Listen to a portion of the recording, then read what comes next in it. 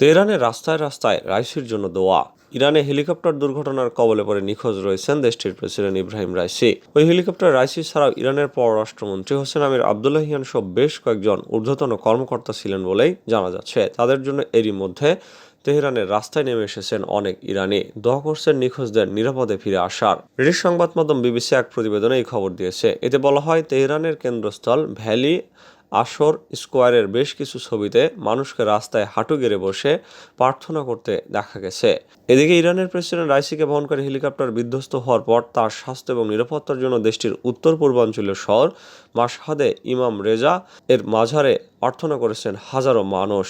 ইরানের রাষ্ট্রীয় সংবাদ মাধ্যম ইরনা জানিয়েছে, পূর্ব আজারবাইজান প্রদেশে প্রেসিডেন্টের হেলিকপ্টার বিধ্বস্ত হওয়ার খবর ছড়িয়ে পড়ার পর রোববার সন্ধ্যায় হাজারো মানুষ ইব্রাহিম রাইসির সুস্বাস্থ্যের জন্য প্রার্থনা করতে ইমাম রেজা এর পবিত্র মাজারে জড়ো হন। এদিন ছিল শিয়াদের অষ্টম ইমাম রেজা এর জন্মবার্ষিকী।